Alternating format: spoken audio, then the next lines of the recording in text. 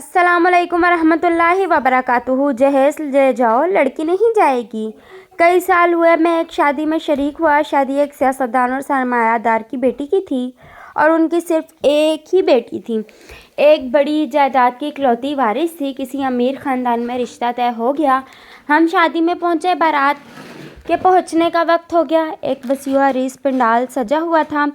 खाने और बैठने के साथ एक तीसरा बहुत बड़ा पंडाल भी था जिसमें जहेज़ का सामान रखा गया था। खैर, बारात आ गई। लड़की का वालिद बारात को लेकर सीधा जहेज़ वाले पंडाल में चला गया और लड़के वालों से कहने लगा कि आप लोग सामान देख लें कि कोई चीज़ कम तो नहीं जो आपकी तरफ से मुतालबा की गई हो और यहाँ ना हो। हर चीज़ के साथ एक पर्ची लगी हुई थी कि लड़के खाला डिमांड की, फूफी की मांग, फलां की मांग। बारात ने जब सारा जहेज़ देख लिया तो लड़की का वालिद बारात को लेकर सीधा खाने वाले पंडाल में चला गया और खाना खिलवा दिया।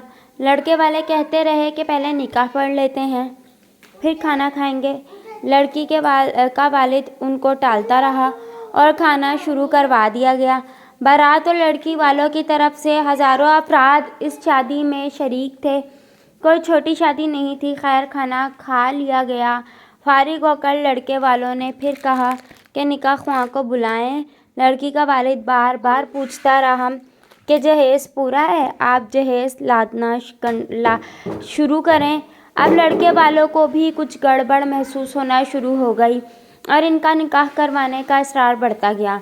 लड़की के वालिद ने लड़के वालों से कहा कि खाना आप लोगों ने खा लिया है, जहेज़ आपकी तलब के ऐन मुताबिक पूरा है, वो आप उठाएं और चले जाएं। लड़की की आपको ज़रूरत नहीं, सो वो आपके साथ नहीं भेजी जाएगी।